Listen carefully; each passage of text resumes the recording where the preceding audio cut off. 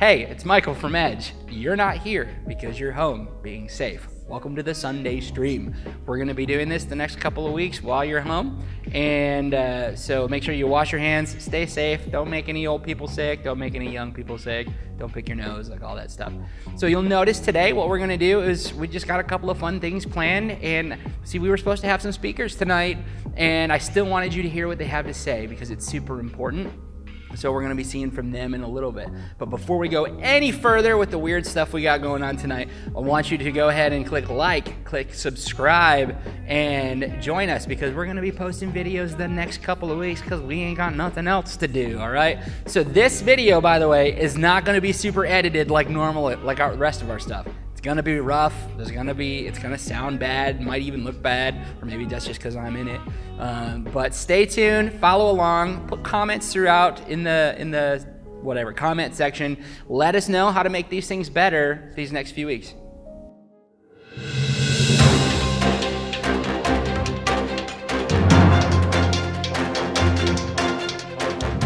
All right, welcome to the Weekend Update. My name is Hunter, and today we're going to be talking about all the things that are canceled. For starters, school is canceled. This just in, the real reason school is canceled is because, well, gnomes have taken over every single school across the nation. Our sources are telling us that this is all the work of the evil, rancid, and vile state of Ohio. Do we know why they released an army of gnomes? No, but then again, it's Ohio. They have no logic in anything they do anyway. This is probably the most entertainment they've had in a long time, so I'm not going to give them too much flack for it, but Ohio, stop. This is not good for anybody. Other reports state that Canada has been working on a cure to stop the gnome outbreak. I mean, it's like you take away their hockey and all of a sudden they get motivated and actually do something. It's kind of crazy, really. One of the head scientists had this to say: "They canceled hockey, eh? And as a patriotic Canadian, I cannot let this stand, eh? So, I got to work on a cure, eh? And it might definitely, probably, possibly work, eh? NBA is canceled. Nobody likes basketball. I'd rather watch hockey, or even soccer. The Last of Us Part 2 is now real life, but it is also canceled. Fast and Furious 256 has been moved from April 2020 all the way to April 2021. Guess you could say this movie is going as fast as a snail crawling up a water slide. Slow and going nowhere. Kind of like my social life. In other positive news updates, Jeopardy host Alex Trebek also gave an emotional one-year update on his cancer battle and how everything is going. We are so grateful for him, and our prayers are with him as he continues to fight. We love you, Alex. Katy Perry announced that she was pregnant.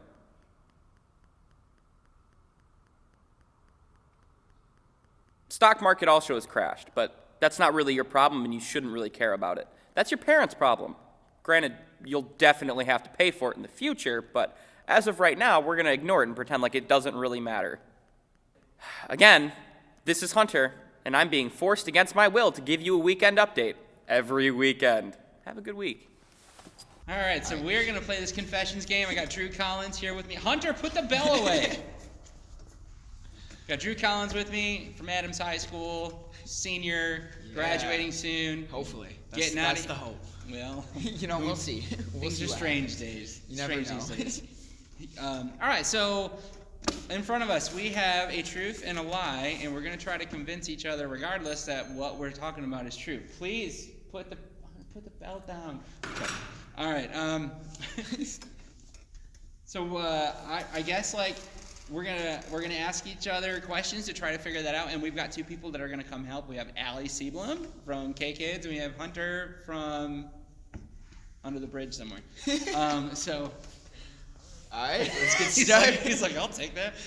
Let's get started. All right, so you want to go first, or you want me to go first? You can go first. I'll pick your card. Okay, you choose which one of these. Ooh, go this one. Okay. Let's see what we got. I accidentally started a fight in a movie theater. Ooh. Let's bring in our interrogators, Allie and Hunter. Accidentally started a fight in a movie theater. Mm-hmm. Nice jacket. Thank you. I like your sweatshirt. Yeah, it's good choice. It's winning. Okay, so interrogate me. All right, what year was this? Oh, gosh. Well, it would have been senior year. I just graduated college. I was in Ohio, so that would be 2006. Gotcha. Was it male or female you hit? I didn't hit anybody. They were in the row behind us. So they came in and watched we were watching Eternal Sunshine of the Spotless Mind. It's a great movie. Jim Only Carrey. you Jim would Carrey. watch that. Jim Carrey. Wonderful What do movie. you mean? That is an amazing movie. I I've want to never interrogate seen you it. now. So I went with some friends, and this couple came in behind us, and they had little kids, which you don't bring little kids to a movie. And I just kind of turned around and gave a glare, and the wife caught my eyes and started yelling at her husband, and they got up and started fighting and speaking in some different language. I don't know. They were fighting each other, and then they got up and left. And everyone in the audience was just like looking around like, what is happening? All right. Ask me questions. Ooh. Let's see. So you said it was 2008, correct? I said 2006. Yeah. Well, Eternal Sunshine came out in 2004. Oh gosh. Yeah, I'm calling lie. I'm No, calling lie. No, I'm calling lie right here. maybe it was 2000. Contradicting All himself. right. Yeah, I'm calling. How I'm old voting. would that have made you? Made It a was baby. 2004? Yeah. Yeah. I would have been a junior in college, so I hadn't graduated You were a yet. junior in college for a long time. Yeah. Yeah, really. I don't know. There's some faults in your story, Michael. Because that would have been in the fall. There's some faults. I'm old and I don't remember. I'm sure. I'm sure. I'm calling lie. What do you think? I'm going lie. Lie? Oh yeah, he's a liar. Ah, crap. Dang it. Ah. Hunter, why'd you gotta Google it? I don't like you. Okay. Oof. All right. Okay. All right. All right. Let's see. They're Moment leaving. of truth. Moment of truth. He's not getting this, by the way. Okay. I'm not gonna. Okay, Oh, there's that no one way. right there. No way? Okay. Ooh. I once cracked my head open playing video games with my cousins.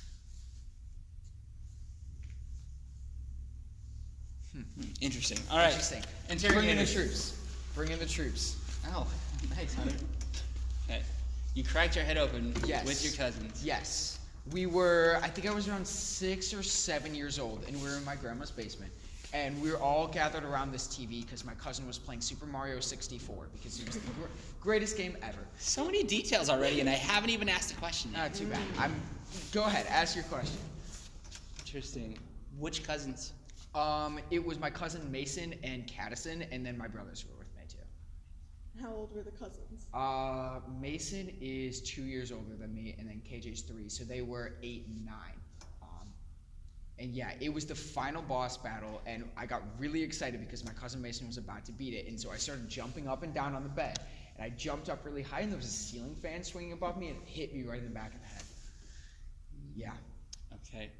So you're playing what game again? Super Mario 64. What color was the controller?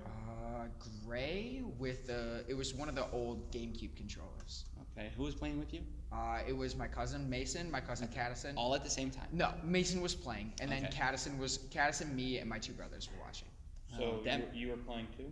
I was not playing. It was one person playing, and the rest of us were watching. Because Super Yeah. Mario 64 is only a one-player game. It's a lot of people to watch one game. It is a lot of one people to watch one one person game. play. I'm sorry. I once had my whole family gather around me as I was playing Super Mario Odyssey.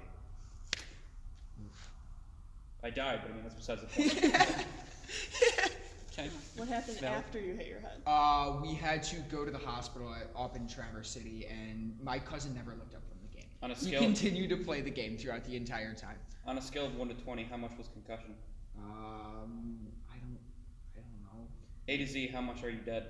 I'm not dead. Did you I'm wake still up here. Canadian? What? I did not wake up Canadian. I Did you woke wake up American. Ohioan? What? Ohioan. I did not. I don't associate with the devil. So we don't do that. Oh. Yeah, we don't do that here. Okay. I feel like there's too many details for this to be true. So I don't know. Mm-hmm. The last one. How many stitches? Because they were in 2 different spots. How would it be 2 different spots? Oh, because you got hit. Yeah, because it by was two, a fan. two blades from the fan. Cuckoo. I Okay. think it was 13.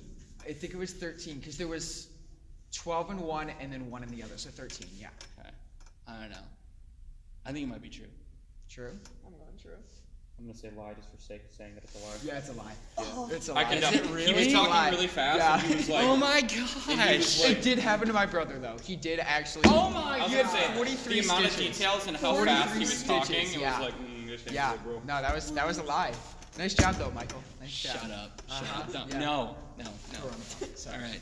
All right, so this weekend, tonight, we were supposed to have a workshop, and as you know, we can't have that. So we thought we would ask those who were coming to speak at our workshops to come and share part of their stories, because we think that what they have to say is super important and very current for really all the things that we are going through and you guys go through as high schoolers.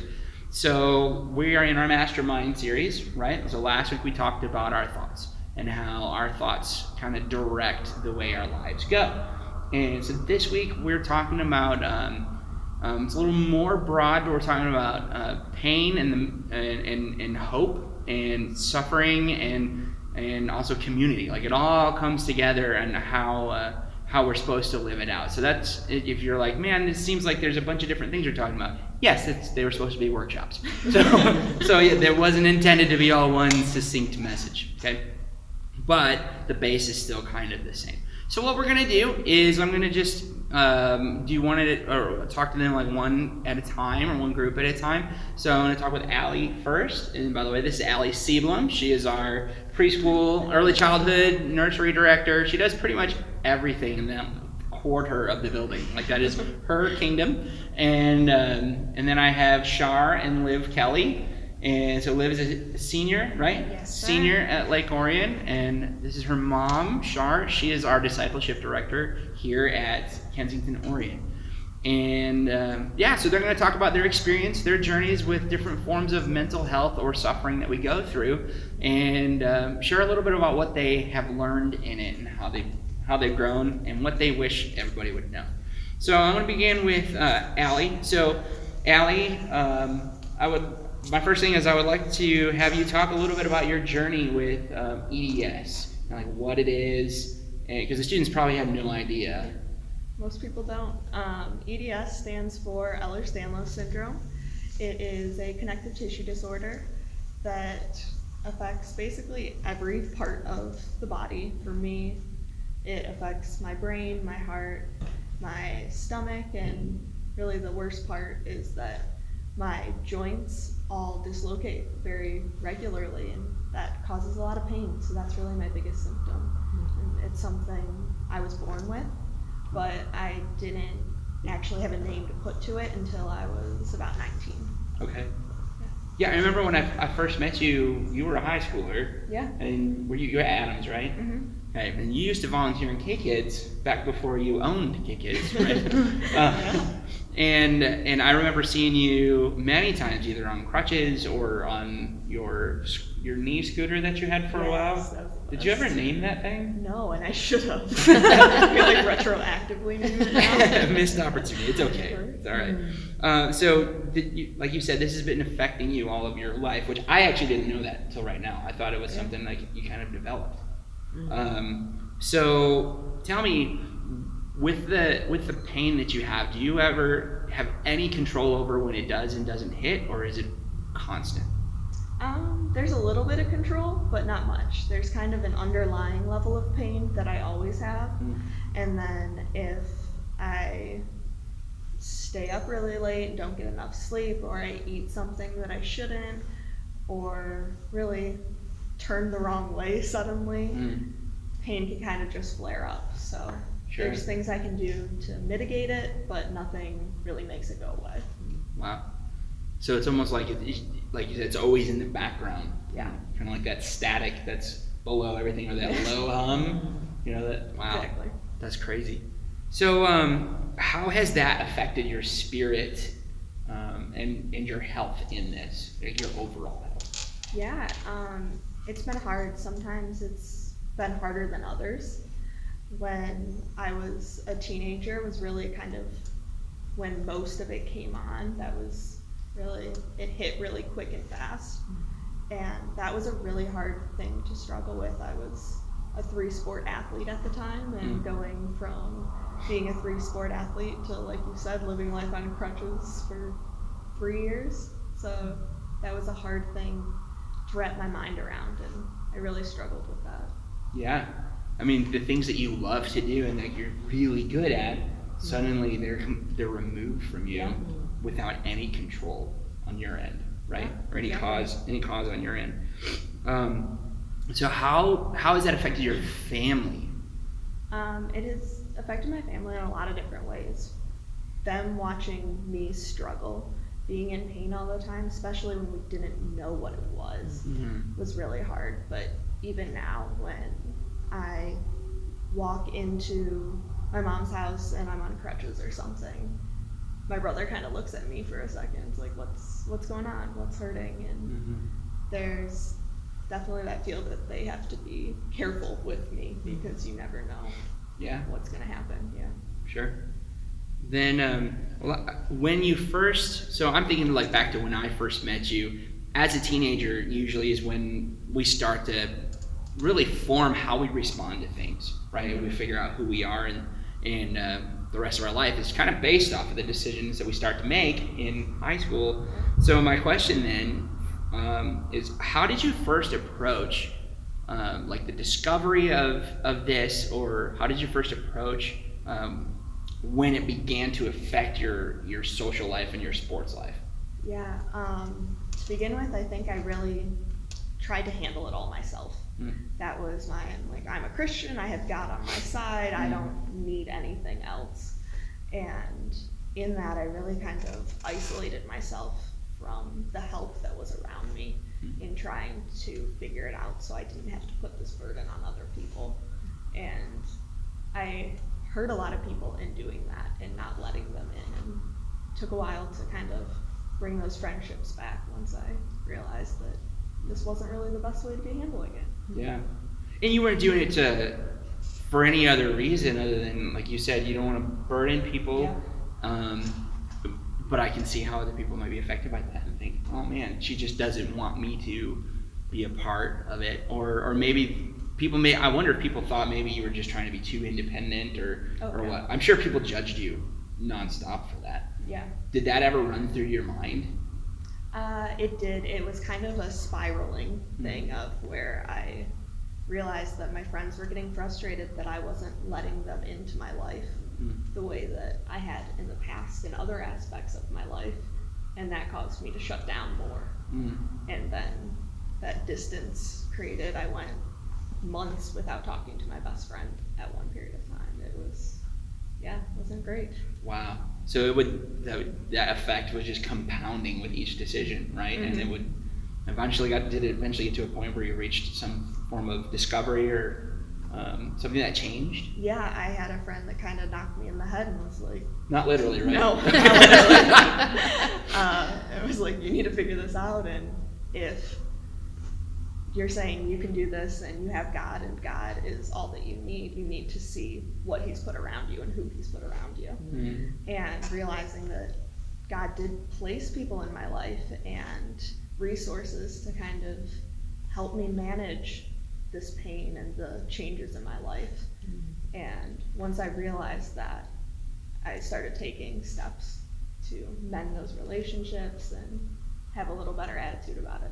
Okay, that's awesome. Yeah. So how have you learned to find hope in the middle of something that you don't have a lot of control over, something you definitely did not ask for? How do you find hope in the middle of that? In the middle of that pain, like when the spikes hit, or with that constant hump? Yeah, I think it is all about just the way you view things and knowing that there is a lot of suffering in my life, but my life doesn't have to be defined by that suffering. And there are things like the fact that I can't play soccer anymore, but now I get to coach an awesome group of girls, and that's what I love to do. And I might not be able to ever go to the med school that I once dreamed of, but I get to teach toddlers about Jesus every day. And just changing your mindset from the mindset of, for me, I'm suffering in this, I'm struggling, to choosing to look at it through a lens of hope. Yeah, wow, that's great. Now, what would you do to any student, or even could be some parents watching too? What's something you learned that you wish you would have known when it comes to coming into a circumstance that's painful that you don't have control over? Like, what do you wish you would have known? Oh, that's a hard one. I'd say just stay connected to the things around you. When you're looking at something hard, if you do start to isolate or try to handle it on your own, that can cause a spiral like it did for me. And that staying connected to God and staying connected to the friends, the family, whoever you have that supports you, that can make the world of difference. Okay. That creating that support system and allowing them in. Absolutely. It's almost like a safety net, right? Yeah. That we get to rely on other people, right? Yeah. Awesome. Cool. Do you guys have any questions for Allie? Do you? Just kind of throwing that out. You rock, Allie. It's inspiring to hear you share, so thank you. Yeah. I mean, there's just like, I love what you said about there will be suffering because everybody's is going to look different. Yeah. Yours is pretty significant, but we all will face suffering. So to know that like it's going to come, and what do you do? So that's awesome. Thanks. Cool. All right. And I'm going to come back in a minute and talk about something that you said, but I want to have them share a little bit first. Okay. So we have Char and Liv here. So you guys are mother and daughter. So we've got two people walking through the same journey with two completely different outlooks, right? Sure. And I'm sure that's caused some tension along the way. But so the first part, Liv, just if you would just tell us about the first part of your journey with mental health. So I would say probably middle school, because middle school sucks. Yeah. But I would say it's kind of been this underlying thing my whole life that I never really knew what it was or any names to put on it, but I've always been a very deep feeler, and in middle school it started to amplify, and I didn't know what these feelings were, and I didn't know how to explain them or anything. And that's when I started to realize, like, oh, maybe what I'm feeling is different from what other people are feeling. Maybe this isn't okay. And then just trying to figure that out about, I'm different from these other people. I don't know who to talk to about this sort of thing. Sure. So what has affected you the most? Like, what do you struggle with the most? I struggle with anxiety, Okay. Mostly, but what I've learned is that it's kind of a web of things from years of, talking to people about it and talking to myself about it and being like, okay, how do I think about this in my mind? What does this look like? And it's kind of like the anxiety is the central factor, but that if I don't tame that, it leads to so many other things that just like weigh on me. So like if I don't manage my anxiety, I get very depressed, or if I'm not focused on controlling my anxiety, like my ADHD can spike up and I can be super all over the place all the time, or I can be super lethargic and not want to do anything. So it's a very it needs a balance, and that's just what I've been figuring out. Yeah, I mean, our minds are a finely tuned machine. Yes, they are. One thing can affect something else, and you're trying to. It's like being behind a soundboard when something's going haywire, and you're like, "What's making the buzz? What's making this noise? What do I turn down?" That's what I think of. Like, it's definitely very accurate. Yeah. Mm-hmm. Okay. Well, so Liv, how did you first approach mental health? How did you first approach your anxiety when it started to creep up when you were younger?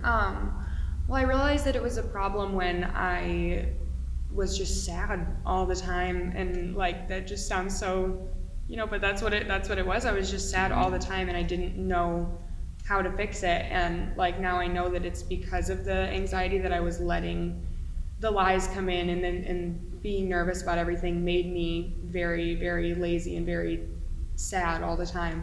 And so I first started to look at myself and be like, okay, what is this? I'm I'm upset all of the time. I'm angry. I'm lashing out at people. I'm doing all these things, and then afterwards I go, why did I do that? I don't even know why I did that. Things like that. And like Allie said, I tried to do it on my own for the longest time, and she knows that. And it didn't work, obviously, but I felt very responsible for what I was feeling. I felt like I was doing something that made me feel this way, because since it's all in your own head, you almost feel a little bit crazy, because you're like, I don't know how to talk about this with someone else without, you are comfortable with your own thoughts to a certain extent, and it's very hard to share that with other people. Yeah. And so I tried for like 2 years to just manage it on my own and figure it out, but I didn't have the knowledge, I didn't have the resources to help myself at that point. So yeah, I like how you said that you are comfortable with your own thoughts, and I had never thought about it that way, but I wonder if I wonder if other people would be as comfortable with our thoughts, but we're just afraid that they might not be. yeah. Right? And gosh, that is such a great way to say that. You're comfortable with your own thoughts. That's good. So Char, as a mom, what was it like for you? What were you thinking and feeling as you were watching what was happening with Liv and the burden she had? Yes, so I would agree. Middle school, I just thought, yeah, middle school is hard, and I tried to do what I thought was best, which was validate. I tried to be that person who said, man, I know how hard this must be for you, but I really thought it was what I experienced, because like she said, I know what it was like to go through middle school, to go through that, like you're grieving like who you were, and you're looking at adulthood, and there's all this weird stress. So I thought I understood, because I was understanding as much as she was showing me.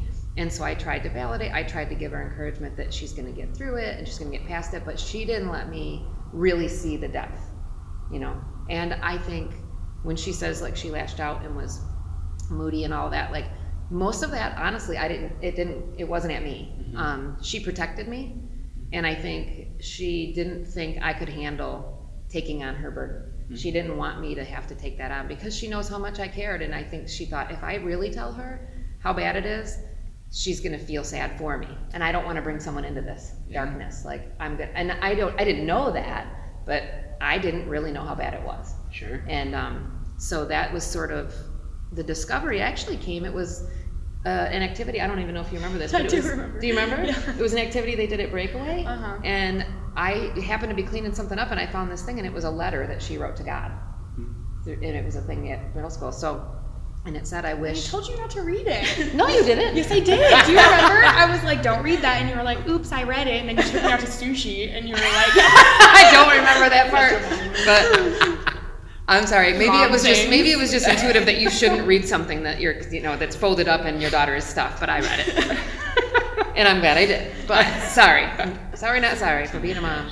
But no, I mean, it basically was, hey, God, I wish I could tell somebody about how bad my depression is. And I really got to see what she wanted to unload, but didn't have the words or the trust or the, like the outlet to do it. And so I was like, oh, wow, she's got more going on than what I knew about. So it opened that door. So yeah, sometimes you gotta play the mom card and read your kids' stuff. Sure. But yeah, so that's kind of where we started.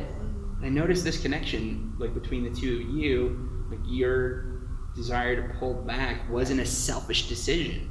Like that decision was based off of other people, wanting to care for the others on top of everything else you're holding. yeah. So, Yeah. it's interesting. I would bet there's probably quite a few people out there, and I think everybody does this. I wouldn't think it's just related to this. I think this probably happens often with everybody. So Liv, you had some positive turning points along the way, because I see man, there's so many great things that you are doing, and so tell us, what were the turning points for you? Well, yeah, there was definitely a point. I mean, I'm a senior now, and I feel like if I had to put a year on it, it was like 7th grade. This all kind of erupted eventually and became the journey it is today. So for that many years, I've been working and working really hard. It's not easy at all. But it was my parents and not even just my parents, but the people around me finally getting that courage to be like, okay, I do need to talk about this. I do need someone on my side, or people there that might not, like, she had to educate herself too. She didn't know like all the stuff that was going on. So it's like, it's not necessarily that you need to talk to someone who is going to completely understand you. It's just that you need to talk to someone who's going to completely accept you for whatever it is that they may not understand. And so I feel like that with all the people in my life, it's been a journey, but it's been really nice, because with all the people that have come in and out of my life, you really see who can accept that and who isn't at that time in their life. They can't accept that. They don't understand it. They're scared of the things they don't understand, things like that. Like, there's going to be people that are scared of the things they don't understand. So it sucks that I've had to let people go through that, but it's every day, every minute, like, I'm finding new ways to connect to people and tell them about this thing that is a really big part of my life. And not only that, but just have a relationship with myself and know what's best for me and the people around me. And like, that has taken so long, but I know what my outlets are, and I know what to do when I'm upset so that I don't spiral and things like that. There's still so much I don't know, but it's really nice to have an escape plan, sort of. Yeah, that's a great way of putting it. I love that you mentioned that it's been a lot of work, because she's really brave. Yeah. And I just want other teens to know that it might look easy. Everybody else's journey looks easy, but it's been a lot of work, and it's been her determination to say, I will have a full life. Like, this might just be part of it, but I'm going to figure out in it, like, what does it look like to have hope and joy in the way I was wired and the way I was created, and how can I make the best of it? So, like, she knows she's owning that. Yeah. You know, with the support of others. And I feel like just recently we went to a psychiatrist and kind of worked through stuff, did some testing and stuff like that, which is kind of the first time we've done that, and that was really, really relieving for me, because even though it took so long, we tried along the way. Yes, it was worth it for me personally. Like, everybody's different, but for me, like, having a piece of paper and this thing that said, like, this is how your brain is working, it's okay, you just have to work a little bit harder to do the things that you want to do. Yeah. Ooh, yeah, that was really helpful. Awesome. So I guess I'd like to ask Char, like, were there any changes you had to make as a parent? Oh, definitely. I can think of a couple of major changes in the way I was looking at things. I would say, first of all, and again, like Liv said, everybody's story is different, but for her, I was pretty skeptical of like like introducing medication into this story, because here's what I thought, and I really thought, okay, there are other things that have to change, like like habits and diet and exercise and all these things that weren't in a good place for her. So I thought, until she shows me that she's willing to work on all of those things, I'm not gonna give her an easy out, like, here's a pill, now everything's better. So that was my mindset, which I understand. But I was talking to a friend who's a doctor, and she said, okay, picture Liv like hanging off a cliff every day, survival. Like, she can't make those good choices right now because every bit of her energy is in survival mode. But if you find a medication that helps, you know, like, raise her threshold, she might get off the cliff, step a few steps back, and be able to have the freedom to make some good choices. Yeah. And I'm sharing that not because I'm advocating that everyone should have meds as part of their approach to this, but for us, that was a huge thing to just open my mind to the possibility of looking at it differently. I was putting it as a last resort, not seeing that it could offer her the opportunity, and we did do, and even that took some time. Like, the first time we tried it, it didn't help her really. So, you know, but that was a big thing. But then I would say the absolute number one thing, without a doubt, that I learned was that the biggest mistake her dad and I made is that we didn't realize it, but we were equating her being happy with her being healthy. And her healthy doesn't always look happy. And what I mean by that is, we were saying if she was down, moody, depressed, anxious, we were seeing that as unhealthy. And then we realized in a moment, really, that she let us see, she said, you know, if you want me to put on a mask of happiness so that I'm convincing you that I'm happy, I can do that. Yeah. And then we realize that's so unhealthy. Yeah. Like, we're creating an environment where she thinks she has to wear a mask in order to convince us that she's healthy. So what I learned was healthy can still look like depressed, anxious, worried, fearful, because that's being true to her honest emotions at that time. Sure. So what I learned was, like, allowing her to have days where the anxiety's there.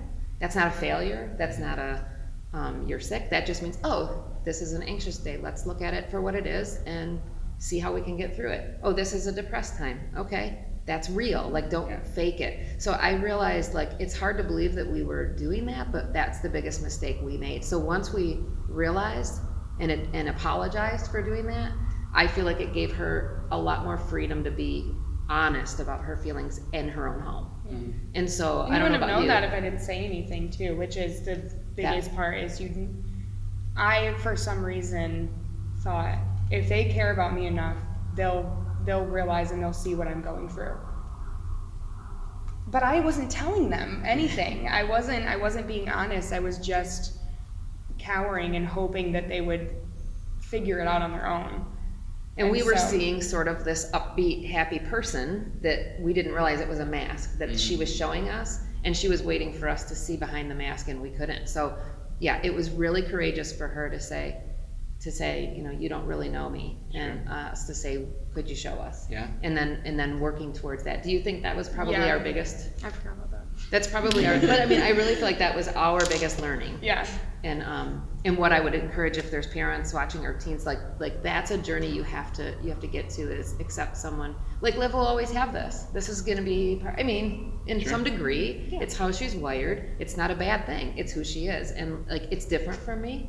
And so I have fun now learning, hey, what does that look like for you? And let's talk about it, and how can we help? Not, oh my gosh, our only goal is to eliminate every suffering. Like, our only goal is to eliminate the anxiety, that's not gonna probably happen in her life. So I don't know if that makes sense, but that was a big one for us.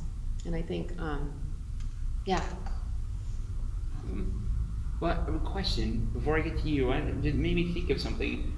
So, do you feel that pressure as well to always put on a face when your pain hits? For the most part, there's a handful of people that have seen me at my worst, but only a handful. Because I think about, like, on Sunday mornings, you know, you're here with the preschoolers. Sometimes we have enough volunteers, sometimes we don't. Sometimes we have extra kids. I mean, there's so many things that spin on a weekend that most people don't know about. And then I've seen you before in the middle of craziness have a flare up, and I didn't know that the first couple of times that I saw it happen, that's what happened. And so I just wonder, what do you do now? And do you change? Do you have a different reaction now to when you first started as a leader back there, when you would run into this? I think it depends on who's around me. Okay. I learned that to have connections with people and letting people see the real me is so important, but it's not important that everyone sees that. And so on a Sunday morning, I've walked around back here and done my job when I had a dislocated hip, and I didn't bring my crutches in because everyone asking what's wrong wasn't going to help me. Oh man. And what was going to help me is talking to my coworkers and my close friends back there who know, hey, I'm going to be sitting down for most of the service today because I don't feel good, and doing what I can to get through that. Sure. But letting some people know, but not needing to let everyone know. Okay. Yeah, I can see that. Okay, so Liv, so I think the big thing that I would like, is there anything that you have learned that you wish others would know? Like, what would you wish someone had told 6th and 7th grade you? I think the biggest thing for me, and I feel like it changes all the time because depending on where I'm at mentally or just in life, I need different things to hold on to. But right now, the biggest thing for me is knowing that, like my mom said, like it might never go away, but that's not discouraging for me. because throughout my high school life and whatever, the past 7 years or whatever, I have grown immensely as a person. And I am really genuinely proud of who I am today, and would not be here if it weren't for the things that I went through.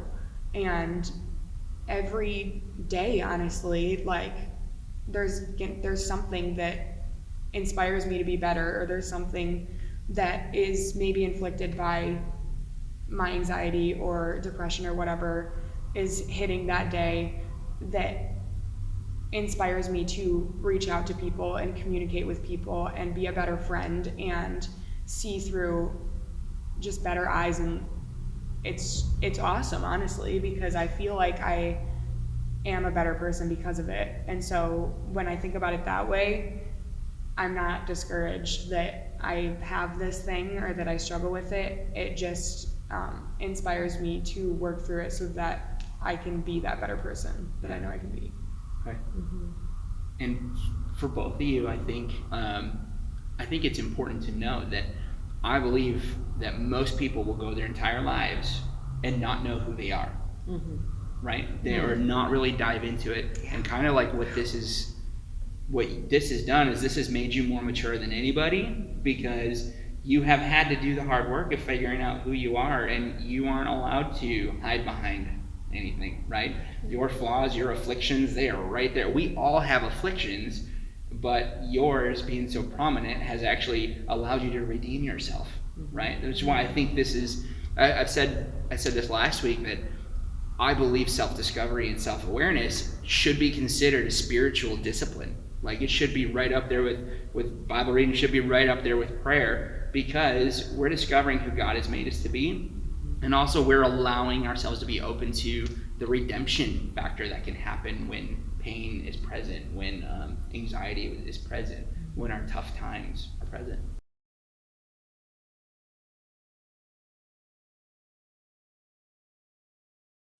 Okay, so I wrote this, on my 17th birthday, because writing songs is just an outlet for me to talk about the things I don't really know how to put into words all the time. But I wrote it because I felt like for the past year I hadn't really been living. I had been making it, and I didn't feel like celebrating another year when I didn't feel like there was a well-lived life to be celebrated. So I wrote this to inspire myself to take advantage of life, I guess.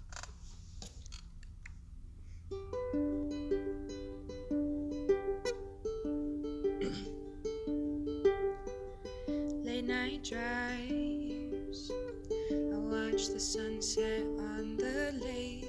I look in your eyes, these foggy memories I can't shake.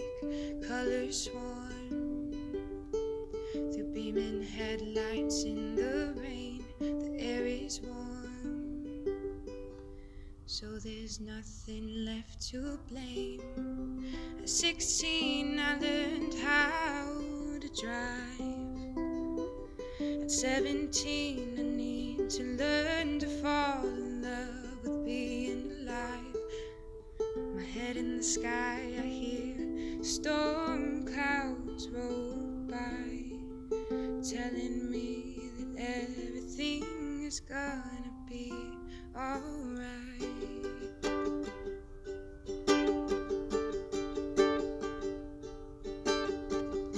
The sunset falls beneath the only world I've known. I can't recall what it's like to not be made of stone. I wait for the light to take me somewhere I belong, while I pray for the night to sing again its solemn song. At 16 I learned how to survive. At 17 I need to learn that there is more than this simple life. My head in the sky, I hear storm clouds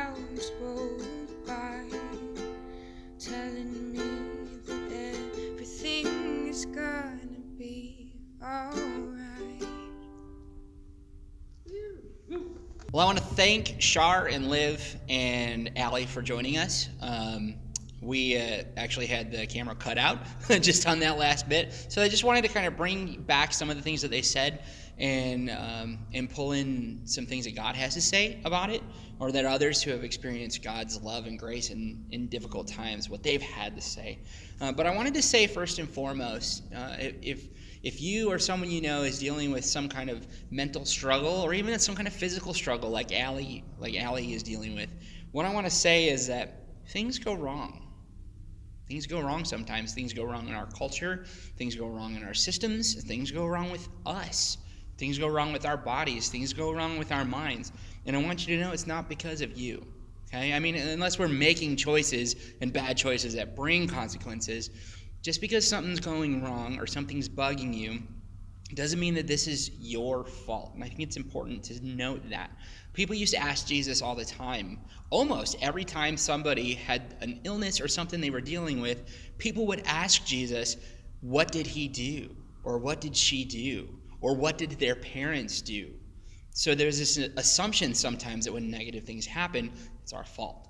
And that is not always the case. And suffering, really, it just shows us that we live in a world that's broken. We live in a system that's broken, and what it can also do is it can help us point towards Christ. It reminds us that things aren't perfect. So what do we do in those moments? Well, if you saw the show the last week, I read this verse. It says, "Praise be to God and Father. Praise be to the God and Father of our Lord Jesus Christ, the Father of compassion, the God of comfort, who comforts us in our trouble, so we can comfort those in any trouble with the comfort that we receive from God." And God of all comfort, that shows that God isn't distant. And he doesn't tell us to run. Paul was experiencing this, by the way. He was writing to some of the first believers who were going through tougher times than we'd ever would have dreamed of. And he doesn't say to run away from the pain. He doesn't say to run away from the suffering. He says it to embrace it, because God is embracing you. And it's important to be looking around, kind of like what Liv said, kind of like what Allie said. It's important to be aware of what's happening, but then to use that to bring comfort to other people. And the word for that is called redemption. It's redeeming. So taking something and bringing something good out of it. And then Paul even said this at another point. He said, "For just as we share abundantly in the sufferings of Christ, so also our comfort abounds through Christ." You see, even Jesus himself suffered. He didn't show us a filtered life. He showed us that loving people is hard, and he showed us that life is hard. And near the end of his time here, he had one night where he said he wasn't even sure he wanted to live anymore, right? And he knew his time was coming up short anyway. But he had said that his sorrow, his sadness was bringing him to the edge of death. So even he talked about his own pain, his own sadness, his own, I would say, maybe even close to depression, based off of what he was about ready to experience. He even looked at God at one point in his prayer, and he spoke out and said, "I want this to be gone. This thing that I'm dealing with, I want it to be gone." So Paul is saying that when we come across suffering in our lives, it actually is one of the ways we are the most like Christ in that moment of anything else that happens to us. And then he later explains, he said, our sufferings are not worth comparing to the glory that will be one day revealed in us. So there's this work that's happening in us when we are willing to jump into what our sufferings are, to bring other people in, and to look and see where God is at and what he's leading us to do out of it, even when the suffering isn't going away. And I gotta tell you, I think it's hard for us to deal with this, especially in our culture, because we like to keep things safe. It's just natural. We like to keep things safe. We like to be secure. And we don't like to come into suffering. And most of what we do in our lives is really kind of geared towards keeping the hurdles down, so that way we don't have to experience it. So that, I think, is why sometimes when suffering hits, we don't know what to do, because we haven't maybe had as much. I think of people in other countries, like when I got to go to Haiti, the people who were living in, we got to see a village of people who were living in some pretty rough places, and they were the happiest, most joyful people I'd ever met. And I thought that was kind of an interesting contrast sometimes to us. And And I want to end with this thought. God's promise for you and I is not the elimination of our suffering, but instead it's the redemption of it. So I think about it this way, like an author writing a story. They can, when their character faces difficult times or things happen, it's cool how an author will write that into the story. And I feel like when we come across these difficult times, we can see it as an opportunity to allow God to write something beautiful into our story. And how do we do that? By bringing other people in and by looking to Him. So again, thank you, Allie. Thank you, Shar. Thank you, Liv, for sharing. Keep posting your comments. And thanks for joining in tonight. If you have things that you think we should change about this program for next week, let us know. Put them in the comments. Send us a message. Make sure you like and subscribe. And also, don't forget to jump into our Bible study. Look at our links below. We got some things to share with you. But I know you're going to be home. I know you got nothing to do. So follow those links. Jump into what we're doing. And we'll see you in a little bit.